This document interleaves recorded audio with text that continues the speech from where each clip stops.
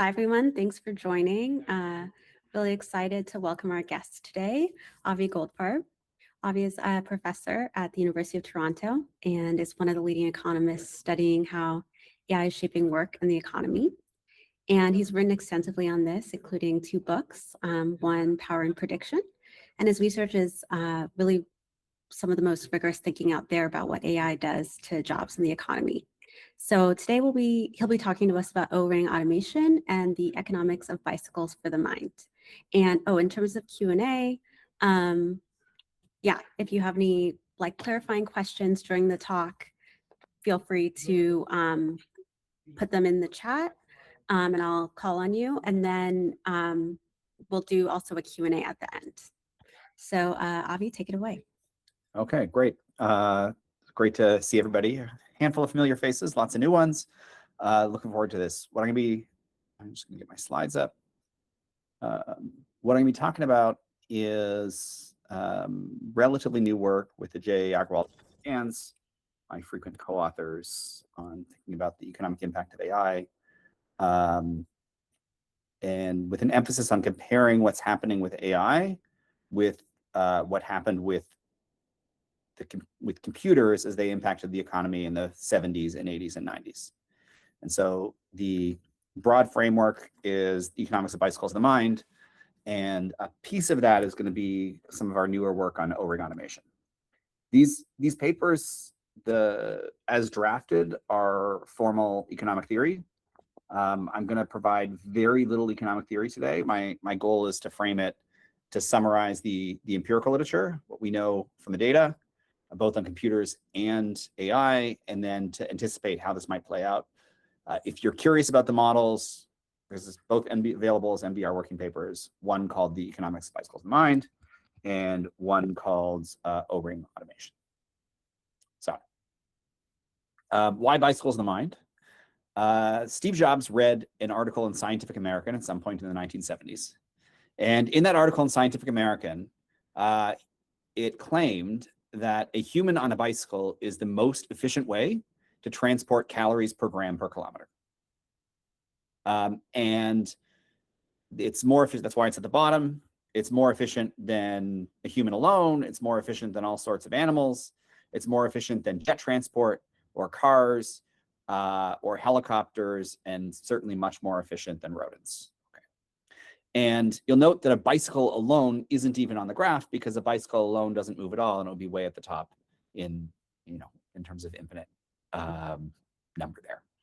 So he called the computer a bicycle for the mind because it enables us to do more with less. And fundamentally as a partner for the human as opposed to a replacement for the human. So we're going to think about computers and AI as cognitive tools that help us do more with less.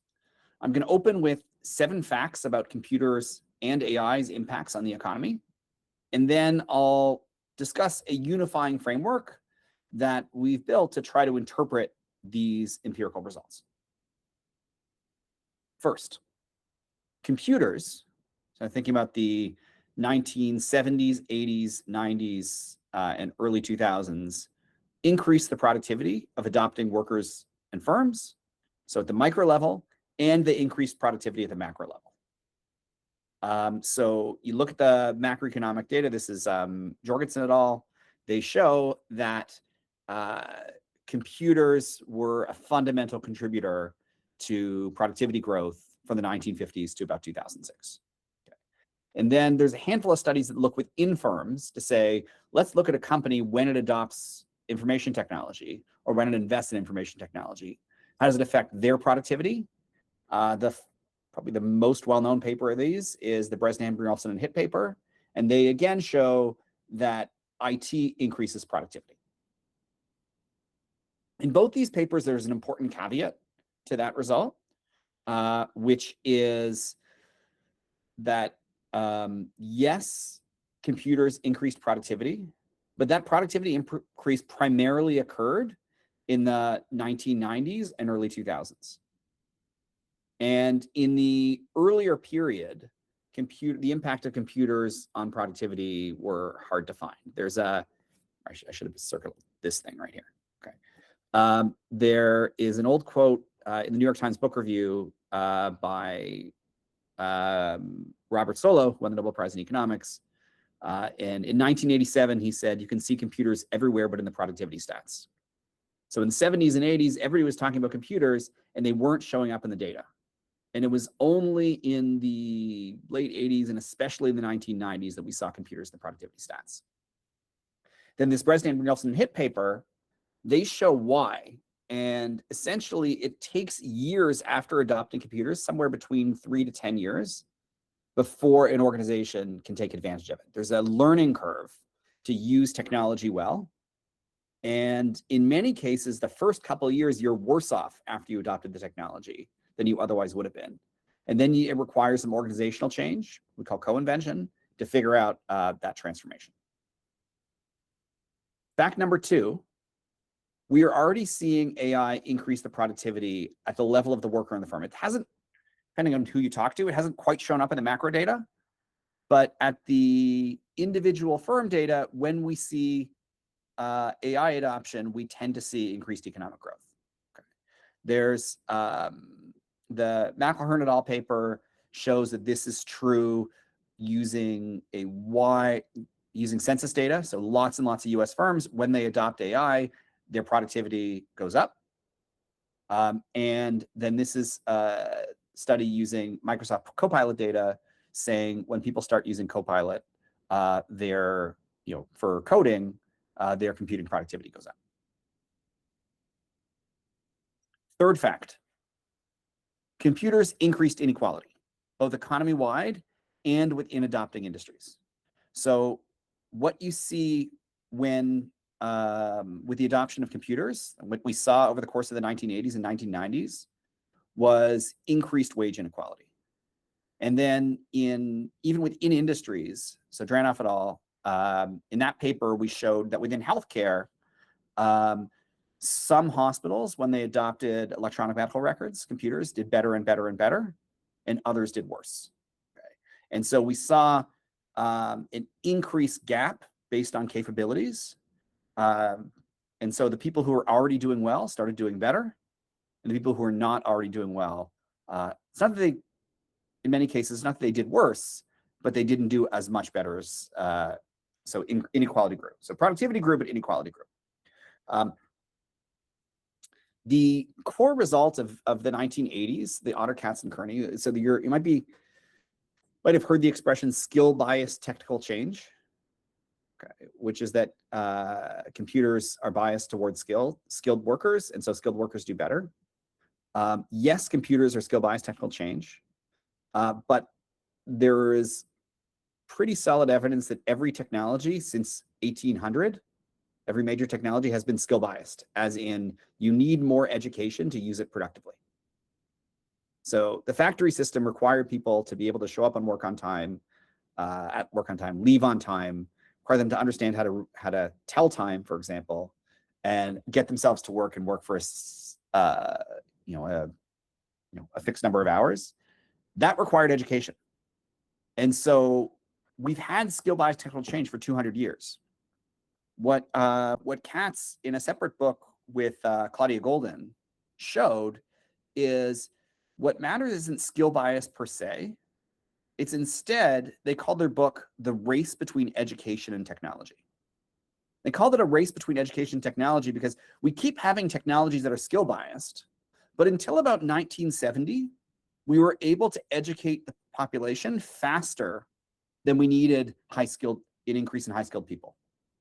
And so education was outpacing technology, and so we had decreased inequality. People at the bottom started doing better, people at the top did better, but not as much, and we had a growing middle class. From 1970 till about 2015, that was reversed. So computers required much more skilled people, and our education system was not keeping up. And so we saw increased inequality and a hollowing out of the middle over that time period. Since 2015, the data is a little more ambiguous about whether we've had an increase or a decrease in inequality. Fact number 4, the early literature on AI suggests that it reduces inequality within adopting firms. It's way too early to think about economy-wide, but when you look at a particular company that's adopted AI, what we see is the less skilled workers tend to do better. So this paper, Brynjolfsson, Lee, and Raymond, shows what happens when you implement AI in a call center. And in this case, it's an AI tool that allows the call center worker, gives the call center worker advice on how to deal with a customer complaint. And what they found is the most productive people didn't do that much better. And it was the new workers and the least productive people that had the biggest increase in their productivity. And we saw something similar in the Kanazawa et al. Paper in the context of taxis in Tokyo, where they showed that when you give taxi drivers an AI tool to figure out where to pick up people, the most productive taxi drivers, they were good at it anyway. It's the least productive taxi drivers who got better. And at a high level, that makes sense to the extent that a lot of the AI tools we have are tools that help you predict what the best people at a particular task would do. And if that's the case, then it doesn't help the best people at that task, at least in a narrow sense, but it helps everybody else. Fact number 5 is the task-based approach to anticipating AI's impact in the economy suggests high income are going to be most impacted. Okay, so what do I mean by this? There is let's call it a flood of research papers, where they look at a set of jobs within the economy. For each job, they identify the tasks that people do in order to do that job. And then they assess which of those tasks AI might be able to do. And in that assessment, they say, well, occupations that have a lot of tasks that AI might be able to do are most impacted. And some say most at risk from automation. The best of these papers, the most rigorous of these papers, in my view, is this Alandu et al. Paper, came out of OpenAI. And what they show is it's really the relatively high wage, or like the 80th percentile wage workers that are going to be most impacted by AI. And that makes sense. That's people who code for a living and write for a living. Now, note of caution that this paper, they're incredibly careful to say impacted could be good or bad. Because impacted could mean you massively increase your productivity on your remaining tasks, or impacted could be that you're replaced and substituted. And they're very careful. They say it in the first paragraph, and they say it over and over again in the paper. Impacted could be good or bad. But the press, as they've reported on the paper, and almost all of the other work in this, implies that impacted is bad, and it's going to be, it's going to reduce the productivity, the sort of employment prospects of these folks, and potentially help those. That remains an open question. Fact number 6 is full automation is really, really, really hard. So to actually automate somebody out of a job is difficult. The best example, in the history of this is the telephone system. So the telephone system historically had human operators, telephone operators, whose job was to connect different phone lines. And so you'd say, hey, I want to connect to Zanele, and there'd be a human whose job would be to take the wire from essentially my phone line and connect it to hers. That technology started in the 1870s, and the first invention to automate it was in the 1890s. So the automated switch, so we did not need telephone operators, was invented in the 1890s. Take a guess when when do you think the last telephone operator was still working in the US? Okay, I guess you can see it from the graph. 1978. It took almost 100 years to fully automate the telephone operator job. And for a while in the middle there, in the 20s and 30s, it was the #1 job, particularly for young women in the United States. Thousands and thousands and thousands of people had this job, even at a time when we had the technology to automate it.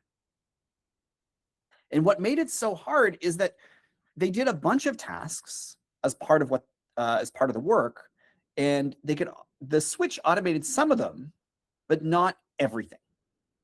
And since it was hard, especially in the early days, to automate everything, it wasn't worth getting rid of those jobs, and they just made their jobs a little bit more productive over time.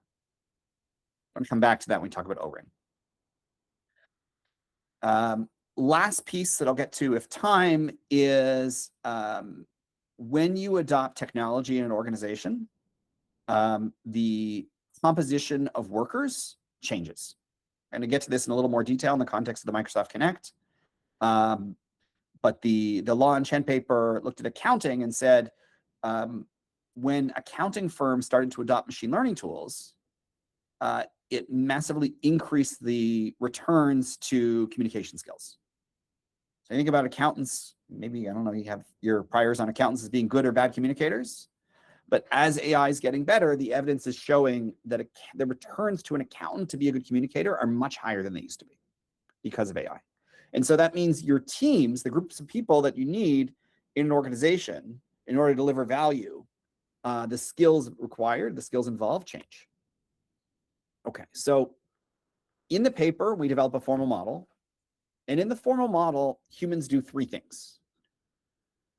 They recognize areas for improvement. So they have what we call opportunity judgment. They say, hey, that is a good idea, and I'm going to implement it. A second thing humans do is what we call payoff judgment, which is essentially knowing what matters. You have information about the state of the world, and you know what to do. I'll give you some examples of that in time. The third thing that humans do is implement. So it requires effort to actually conduct a set of tasks in order to lead to an outcome. And the point is, what cognitive tools do is substitute for that implementation skill. They don't help you identify opportunities, at least not yet. And they don't tell you what to do, although they might enable some people to provide the judgment that ends up sort of impacting others. That's a different paper. Okay. So the formal model tells us that cognitive tools are useful. They're substitutes for this work and implementation. They complement judgment, and that can impact inequality, affect automation and teams. A lot of the core ideas and the core maybe surprise in the paper is that as the tools improve, what we see is inequality fall and then rise. And the reason is at first, what the tool is doing, what AI or computers do, is they automate some processes that high-skilled humans get paid well for. And so we see though everybody else essentially getting superpowered to be as good as the high-skilled workers at implementation. And that compresses wages. But then over time, judgment becomes more important. And the people with good judgment start doing even better. And we end up coming back on the other side of the curve, and inequality can rise. And in theory, inequality can rise even more to a level even higher than it was before. So we're calling these cognitive tools. This is not, the framing in this paper and the framing in most of my work is not of a separate intelligence with its own wants and needs. It is AI is a tool that helps humans. Okay. I know that reasonable people at AI companies could disagree about that framework, but that is the framework that I'm working with. Okay. So what do we use tools for? Tools allow us to do more with less. Yeah. Thank you, Mars. Yeah, I was hoping someone would be like, yeah, not a Cohere. We agree. We're tools. Okay. So opportunity judgment. So I don't know if you, I can't tell how old all you guys are. So I don't know if you remember the Microsoft Kinect. Because you have to be a sweet spot in terms of age. You can't be too old or too young. Okay. Probably you do. So this was a vision system for the Xbox. And the purpose of the vision system, the reason Microsoft invented it, was to allow you to play essentially the dance game on your Xbox. Okay. And it launched and it cost about $200 and people bought it to play the dance game. But in a week of launch, a bunch of roboticists realized that it was a great set of eyes for robots. Okay. Microsoft did not expect this to happen, but the roboticists saw it and they said, well, if prior to the launch of the Kinect, if you're a roboticist and you wanted your machine to see, you had to buy a system that cost tens of thousands of dollars, and you needed a specialist to manage that equipment because the equipment was extraordinarily complicated. Kinect comes along, it's $200, and if you know how to code, it was pretty straightforward. You did not need a specialist to code the Kinect. And so suddenly you had a machine vision system that cost probably 2 orders of magnitude, maybe 3 orders of magnitude less than what you were paying before. And so that was bad for the folks who were specialists in machine vision, right? They started publishing less and doing less work. But it was actually great for almost all other roboticists. And in particular, what we saw in the data, what Francis Theodoredis saw in the data, is that there was a set of roboticists who were generalists, who were just good at identifying what robots could do. And they worked with all sorts of other kinds of roboticists to write papers and develop patents on opportunities to use robots across the board. And then this machine vision system comes along, and you now have robots who can see, and those generalists became way more productive. They became much more effective because they were good at identifying opportunities. And prior to the Kinect, they were constrained by the cost of machine vision. The other kind of judgment is payoff judgment. Okay. Payoff judgment, the best example of this is in the movie I, Robot. We talk about this in some of our books. So this is an even older example. So I, Robot is it's excellent science fiction. People can disagree on whether it's a great movie, but it's excellent science fiction. Okay, and here's why it's excellent science fiction. So there's a Will Smith. He plays the protagonist in I, Robot. He's the main character, and he hates robots. So you can kind of see where the movie's going to go. The main character hates robots from the beginning, and all sorts of bad stuff happens. But there's a flashback scene about why he hates robots, and that's why it's such great science fiction. So in this flashback scene, he and a little girl get into a car accident, and they're both sinking into a river, and it's pretty clear they're both about to drown.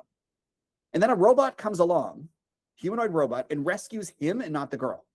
And that's why he hates robots. It was a robot. And when it's a robot, he can audit it. He could figure out, well, why did the robot save me and not the girl? And the robot had made a prediction that he had a 45% chance of survival, and the little girl had an 11% chance of survival. And since 45 is more than 11, the robot saved him and not the girl. And that's why he hates robots. And he says 11% was more than enough, and a human being would have known that. Well, that's actually what we mean by payoff judgment. The robot valued every life as equal. Presumably some team of ethicists and engineers programmed the judgment of the value of a life, that every life is equal. That machine could have been trained with alternative payoff judgment, that a little girl's life is worth more than 4 times an adult man's life. And in that case, that 11 versus 45 prediction would have led the machine to save the girl, or at least try to save the girl, and not the adult man. Now, that payoff judgment is a valuable skill, knowing what matters. And people with that skill will do better. One of the reasons people with that skill will do better is sort of exemplified by that science fiction example. So when you have a human rescuer on the ground, they use their judgment and their predictions to decide who to rescue, essentially. They don't like to think of it that way, but that's essentially how triage works in some ways. Now, what the AI did here is it empowered a small number of engineers and ethicists who designed robots or who made the law on what a life is worth, and it massively extended the scope of their judgment. so that their judgment affected millions and millions and millions of people. Where, in contrast, an individual rescuer can only save so many people in a given day. As an aside, I wasn't going to mention this, but like when I give my sort of industry AI talks and talk about judgment, my next slide is a contrast between various AI companies, including you, where I say, when you're choosing your vendor, what you're doing is delegating some of the judgment to the leadership of those companies. And the leadership of those companies are telling you what matters. Okay. And I have a slide with you and OpenAI and some others. Okay. It works well, and people in Canada like that. Like that Cohere is there. Like that's us. Okay. Okay. So talked about this. Computers increase productivity of adopting workers and firms, and at the macro level. AI adoption increases productivity. So this is like the model we built, where we have these different kinds of judgments and how it all plays out. What we call our first proposition is that cognitive tools, bicycles for the mind, increase productivity, and we see that in the data. Okay. And this is sort of a small sample of the overall research on why cognitive tools increase productivity, or on that cognitive tools increase productivity. Proposition 2 is about inequality, and it's who gained most from the tool. And there's both the substitution effect, which is mostly about implementation, and there's a complementary effect, which is that as judgment becomes more important, high judgment workers do better, especially since they can expand the scope of their judgment, and their decisions end up impacting more and more people. The decisions that you guys make at Cohere, they impact their judgment calls that end up impacting all of your customers. The evidence we have for this idea is pretty limited in terms of that there's a difference between implementation skill and judgment skill in terms of impact and inequality. The best study we have is from a college debate by Roland Moens. So he randomized access to an AI tool. Let's think about this as a late 2023 LLM between high and low skilled debaters in a college debate.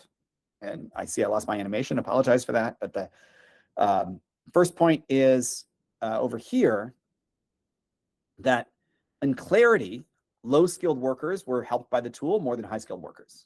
So low skilled debaters, it helped them essentially draft their speeches. Think about that as implementation. But high skilled debaters were able to do a better job with the other aspects of the debate, which, given how they define in the paper, are more like judgment. But admittedly, we do not have great data on the difference between implementation and judgment. This is sort of the best we have.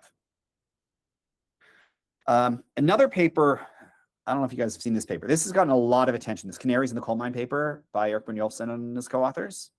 And this paper, the headline is young college grads, or young workers, 22 to 25, who are in AI exposed jobs, as defined by that Elon Do It All paper that I mentioned earlier. So AI exposed is essentially writing, drawing, and coding. Their job prospects, their employment growth has been negative since the launch of ChatGPT. Okay. And the headlines of this paper are all about this bar, that 22 to 25-year-olds in AI exposed jobs are doing badly in the labor market. Okay.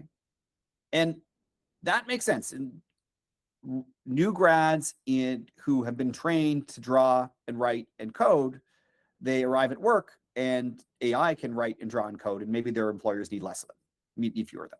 No, absolutely, we should worry about that group. But it's worth noting that that group is less than 10% of the workforce. Much less than 10% of the workforce. Everybody else, since the launch of this is US workforce, has been doing fantastically. People whose jobs are not exposed to AI, perhaps because it's a complement to AI, are doing great. Mechanics, electricians, plumbers, they're doing incredibly well. One of the reasons, at least in the older category, they're doing well is there's a whole bunch of aspects of running a business, a small business, that are not necessarily the skills of a mechanic or a plumber. But AI's gets you to a level where you're good enough. There's all these anecdotes about, but they're anecdotes, about people using AI tools to write emails, small businesses, in a way that really helps them with customer service. So that's the blue bars. And there's this other puzzle, which is the AI exposed in the over 35 category are also doing great. And that suggests a returns to opportunity judgment, return to experience. So this, one interpretation is a million different interpretations. Well, maybe not. It's like 10 different interpretations of this graph.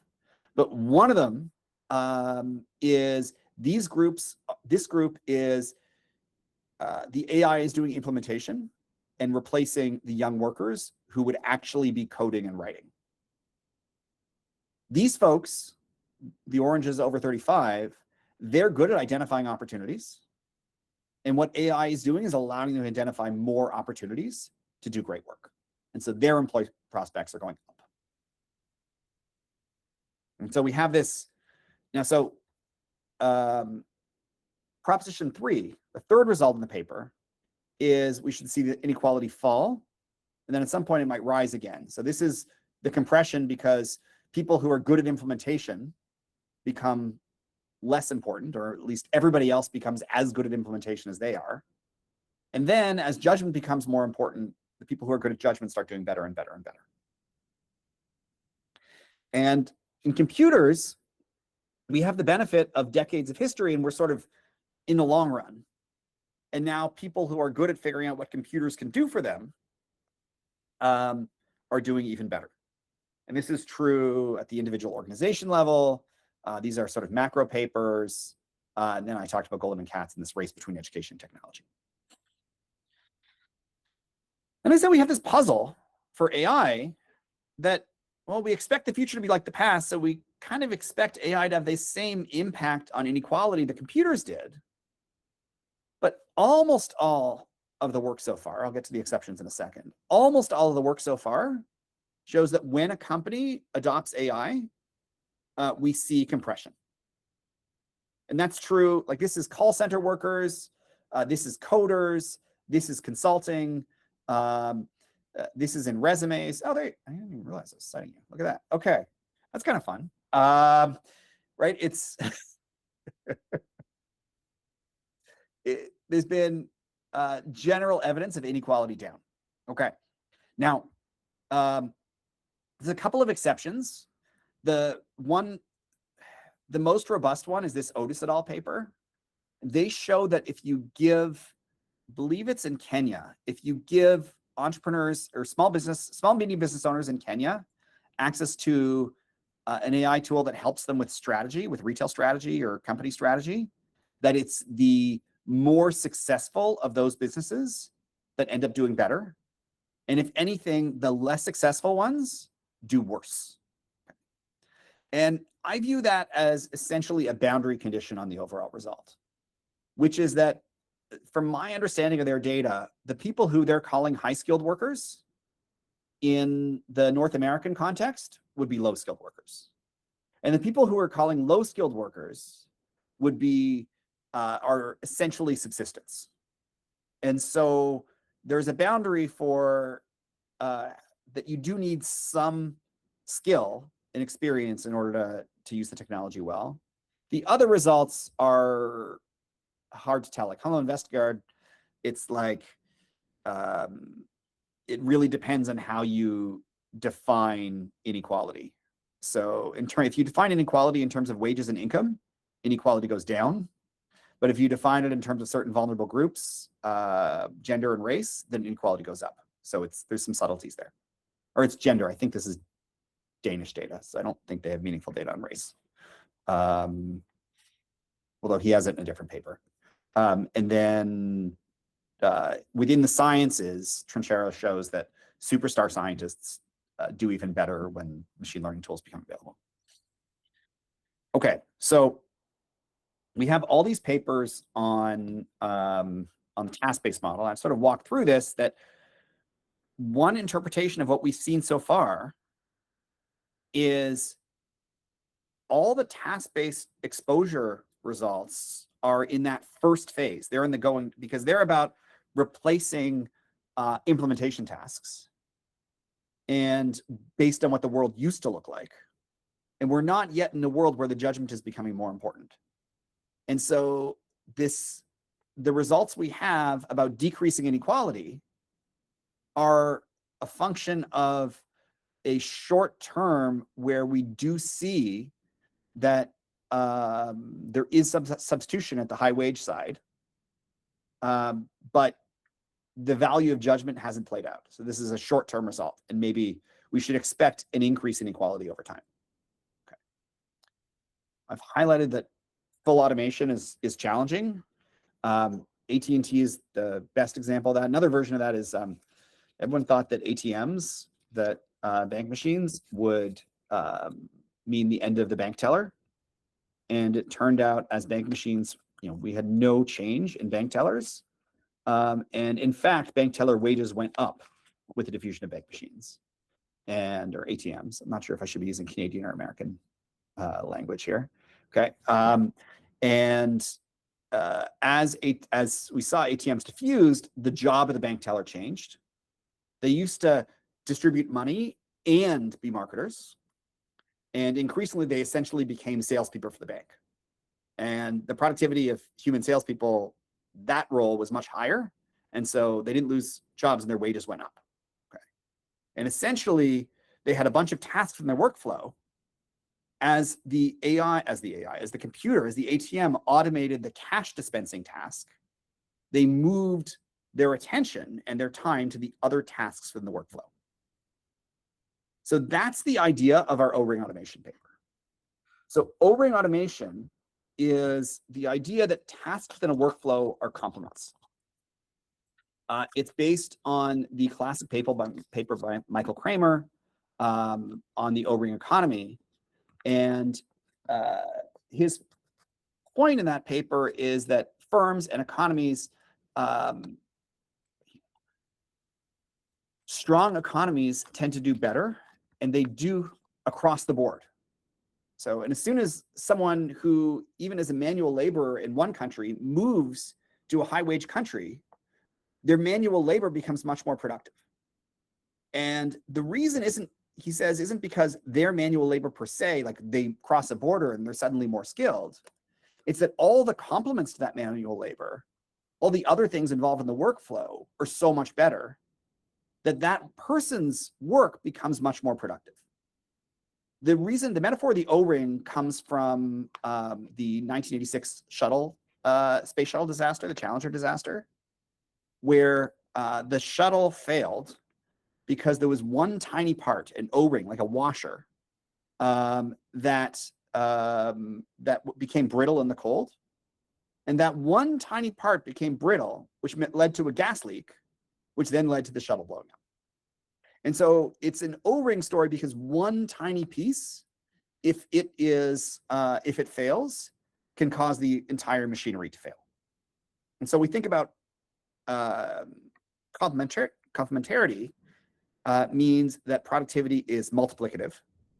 And so one thing failing leads to the whole thing to be a disaster.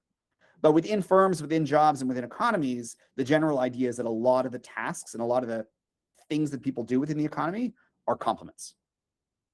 And so what we do in our O-ring automation paper is essentially take that Jim Besson's ATM example and formalize it. And what we say is, we think about task by task substitution. Instead, we should think about, if AI is replacing some tasks, but not all of them, those workers are going to move to other tasks. And as they move to other tasks, they get more productive. They get better at those tasks, which in turn makes it harder to automate workers out of those new tasks because they're so much more productive, which means the machine in turn has to be even better. Now, in principle, yes, you can automate an entire job, but that's really hard. And the reason it's hard is because those last tasks, people are spending so much time on them that the marginal productivity of the human is very high. And so they become hard to automate. So that's the essence of O-ring automation. If you're interested in the formal aspect of it, there's a paper online. Tasks are quality complements. The worker has fixed time. And as some tasks get automated, the worker spends their time on the other tasks, which in turn become bottlenecks to full automation. And we end up with this, the standard model is labor income slightly goes down, but an O-ring model, until you're fully automated, you get productivity going up and up and up and up.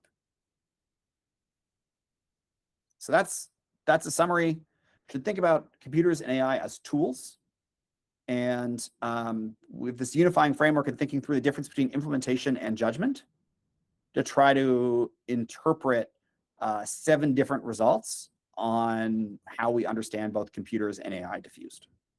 With that, and I think we have 15 minutes or so for Q&A. Great. Thanks, Avi. That was great. So yeah, we have some time for questions. So I can open it up to the room. Feel free to unmute yourself, or you can put your question in the chat if you'd like, and I can read it out for you. Yeah, Avi, is there anything you want to add before we dive in? No, well, curious to hear the questions, and Okay. Let's go. All right. Yes, Marcia? Yeah, thanks for the great talk. Really enjoyed that. I'm wondering what's your take usually on this. So some of these studies that you showed, for instance, they looked at like call centers or like different jobs, sometimes also globally, not just US based. But how often is it viewed in isolation versus everything else that can contribute? So when we talk about like the impact on call centers, like it can be like that specific study and like the environment versus usually in the economic studies, like how complex we make, like when should we stop with simplifications? So there's this trade-off between like within a firm, you can understand things really well and you can randomize, or you can get really rich sort of elasticities, impact. And then economy-wide, you typically can't run experiments. And so it ends up being all correlational. And so over time, like with computers, with the benefit of 50 years of hindsight, we can combine all that and try to understand what's happening. With AI, that's tricky. And so what we have are these great micro studies of particular firms, okay? Like what happens in a call center, what happens in a handful of Microsoft clients who allowed Microsoft to run an experiment, things like that. We have census data, which is a little bit late because it takes a couple of years to get things out of the census, but on what the correlation between AI adoption and productivity 2-3 years ago, it's not as causal, but like we can use that as a complement.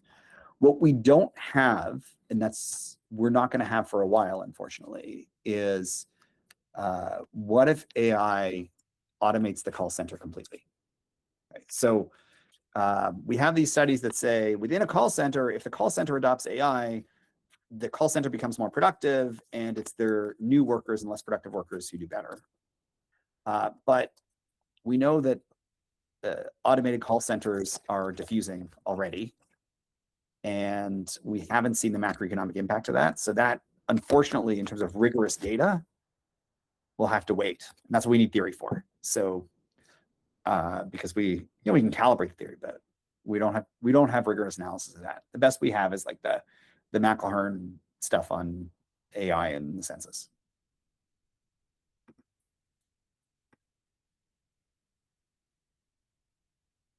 Cam, go ahead. Yeah, thank you for that talk. You presented a lot of really, complex, dense economic theories in a very digestible way. So it was very enjoyable. But you did, you mentioned at the beginning about how important education is, and like this component of it enables workers to use technology well, right? I'm curious if you're at all worried about like the implications of using AI as a decision maker eroding potentially the long-term ability of a workforce to learn, or maybe like a more positive framing of that is like, is there a way to enable workers to both benefit from AI as a cognitive tool, but also continue to develop their payoff judgment? Yes, that's a great question. Okay, so it is a worry and an opportunity. Okay, I'll start with a worry. So I showed you that group of 22 to 25-year-olds whose job prospects have been not as good as everybody else in the economy since the launch of ChatGPT. Now let's think about who that cohort was. That was the cohort that lost 2 years of high school to COVID. It depends where you lived, but they could have lost 2 years of high school to COVID. And then they get to college and they can finally learn. But they can finally learn, but they have this, but they have essentially a grade 10 education, 10th grade education, right? Because they lost 2 years of high school. Then halfway through their second year, this tool comes along that allows them to write essays. And some of them use that tool and they graduate college, but they never actually learn to write an essay and they still kind of have a grade 10 education. Then they get on the job market and no one wants to hire them. Okay. Now, the version that Eric and his co-authors that Brynjolfsson and I'll tell is that's about demand for workers and not needing these, not needing college educated workers who can write and code. An alternative interpretation is at graduation, we at the universities failed those kids and they didn't have the skills they needed because we were taken by surprise. Now, I sort of give you that preamble because what can we do going forward? So what I see lots of people doing, which I think is a bad idea, is trying to ban students from using AI, okay? Because first of all, for anything take home, it's not gonna work. Some people will cheat. And second, honestly, one of the core skills in the job market, if you wanna hire a young person, you want them to be able to know how to use the latest and greatest technology. We saw that with the internet. The internet diffused into workplaces from college campuses. And you would expect the same thing with AI.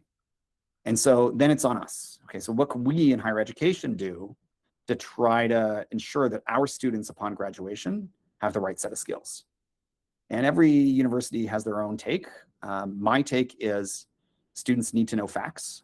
You can test that with pen and paper. Someone shows up at Cohere and they don't know, what Python is and what machine learning is, that's a problem. You probably wouldn't hire them. And so they can't just look everything up. There's things they just need to know.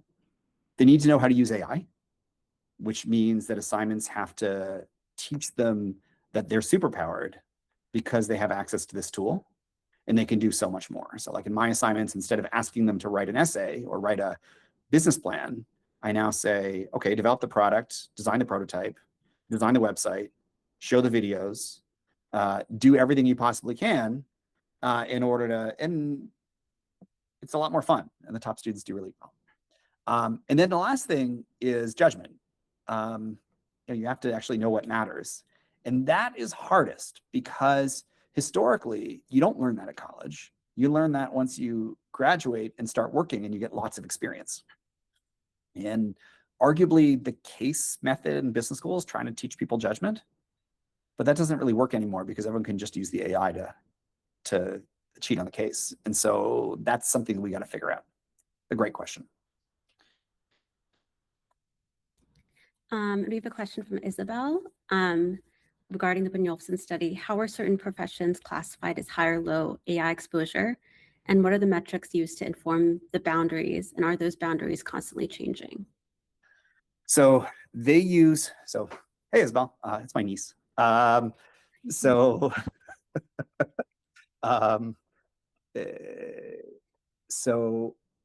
they use the Alondu et al. Study to define exposed. So the Alondu et al. Study, what they did is they essentially asked 2023 ChatGPT, because it was mostly out of OpenAI, Um,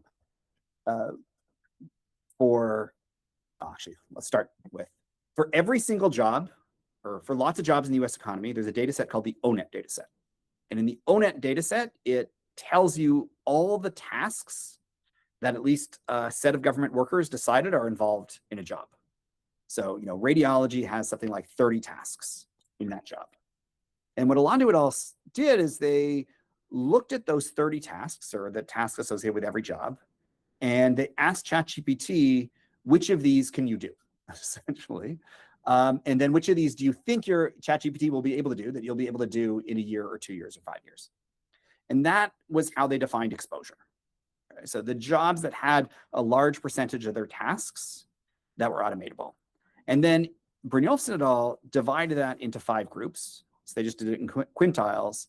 And they showed that the top 2 quintiles, their employment went down.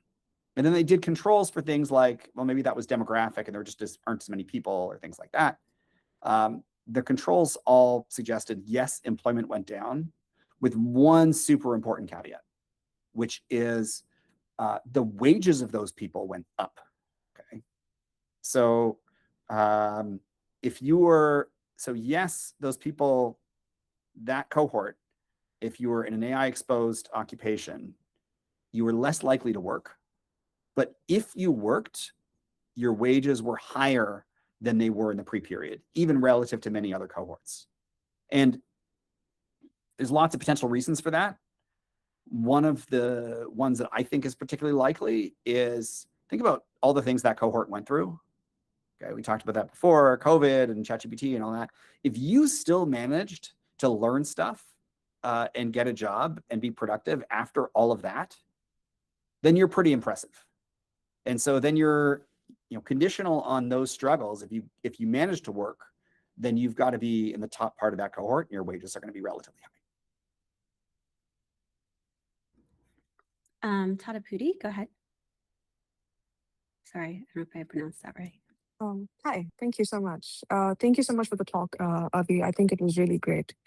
I wanted to ask, the fear that people have that AI is going to take away everyone's jobs. Like, one of my friends told me, her idea of how recession or how it would start is that too many people, all the wealth will be sucked up by people around who are producing or providing these products, and everything would be automated. But after having this talk, in the sense that there would be no consumers, that there only would be providers.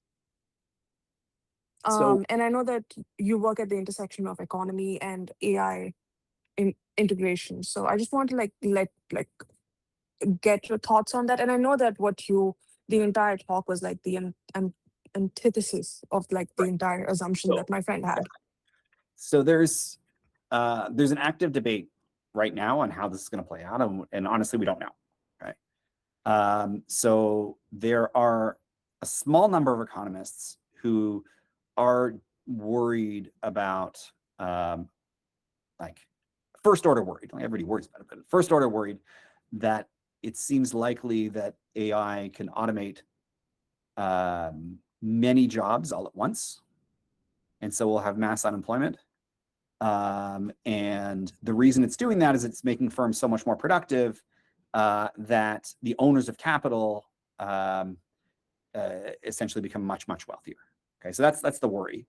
There's an important, even that super pessimistic story has an optimistic lining to it, which is the largest owners of capital in the world tend to be pension plans and sovereign wealth funds, which are essentially human, which are labor, and it's sort of representing a whole country. And so even in that story, it's not necessarily bad for inequality. It depends on how you think about pension funds. It's probably bad for inequality between old and young people, because pensions go to the old, but not necessarily inequality more generally. Now, what the work that I just talked about, Bicycles for the Mind, and what my co-authors and I have been emphasizing is that it turns out that it's really hard to fully automate things. And as long as there are a few things that humans have comparative advantage on, then over time, more and more jobs will go to that area. Okay? And the example from history we have is what happened with agriculture. Many of our great-great-grandparents, if not our grandparents, worked in agriculture. Okay? In the US, but around the world. Now, less than 2%, I think, of the American workforce works in agriculture. And that doesn't mean we have a lack of food. Okay, there's plenty of food. And it doesn't mean we don't have jobs. It's just as agriculture got more and more productive, we needed fewer people in agriculture, and those people ended up moving to the parts of the economy that are less productive. Okay? Originally manufacturing, and then services, and increasingly healthcare and education. So it's this idea named for William Baumol called Baumel's cost disease, which is jobs and the weight of the economy go to the part of the economy that is not becoming more productive. Okay. And so we have abundant food, and we're so good at producing food that we just don't need a lot of people to do it anymore. And so in the long run, what does that mean? Well, or I should say, so in the long run, it means we should be incredibly optimistic about jobs. Okay, jobs aren't going away as long as there's something we do, whether it's compete with each other or take care of each other, or I don't know what. Like there could be a long run world where we're all billionaires and Walmart greeters. Okay, I don't think that's true, but that's the story. As long as there's one thing that we all do well, we just become extraordinarily wealthy, and we all do that thing. Okay. The short run. I think a useful way to interpret how they describe those, the risks of joblessness is a comparison between the short and the long run. In the long run, there are really good reasons to think there'll be lots of jobs. And if this technology is good enough to create the risk to jobs, it means it's massively increasing our productivity, which means it's massively increasing our wealth, and we'll have much more of what we want. That's great. But the short run could be quite disruptive. So you can imagine that the technology quickly leads to an opportunity for companies to lay off tens of thousands of workers in a particular city, okay, which could lead to massive economic disruption in that place. Like in some sense we saw with manufacturing in the Rust Belt. And if that disruption is severe enough, then we might never get the long run, because people will just, there will be whether it's peaceful or not, some kind of revolution to change the trajectory of the society. This is a political economy aspect to the short run, long run trade-off. Right. Thank you, Avi. That was really helpful. Thank you.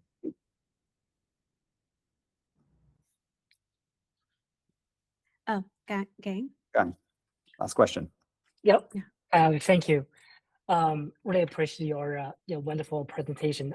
I guess my question is related to how education might help reduce the inequality of AI, and particularly you mentioned the implementation skills might be least benefited from AI. So for like ourselves or the students, right? So that means they should invest more in the judgmental skills. But meantime, I do have a question is like whether some certain implementation skill can be necessary for like a wall. If you pass this wall of implementation skill, then you will be able to get the judgmental skills. So how should we allocate, or how implementation skills how important they still be? Yeah. So when you move to the abstract to the concrete, it's tricky. Okay. So when we think about here, let me give you an example. One thing that doctors do is diagnose. Okay. That's implementation. They figure out what's wrong with you. And machines are, if not better than most doctors already, they will be soon. Okay. It depends who you talk to. There's plenty of evidence that they're better than the 25th percentile doctor, maybe not quite the median doctor yet. Okay. So let's say we have a machine that can diagnose. That takes away the implementation skill from the doctor, and the doctors can maybe focus on other things. But it could, in principle, superpower the nurse and the pharmacist. because they have the judgment, the nurse in particular, or the social worker has the judgment to figure out what the patient needs are. They also are able to care for the patient, and the pharmacists are able to actually deliver the drug. But we don't have a system set up.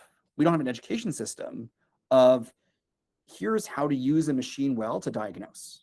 But you can imagine, for example, a new 4-year degree, which is medical professionals superpowered by AI. And that will be equalizing because you need a 4-year degree instead of 10 years of post-secondary education like you do in medicine. But it, to make that happen requires a lot of cooperation from a lot of people. That's a decade away. But there's opportunities like that everywhere. So Awesome. in that sense, like, sorry, sorry. yeah, the implementation Yeah. skill is evolving. So like nowadays it is like cognitive, like for the diagnosis is Yeah. but in the future those can be implementation skill. Absolutely. And what our model doesn't include are like action related skills, caring, things that for now robots can't do. So our model is really about cognitive tools.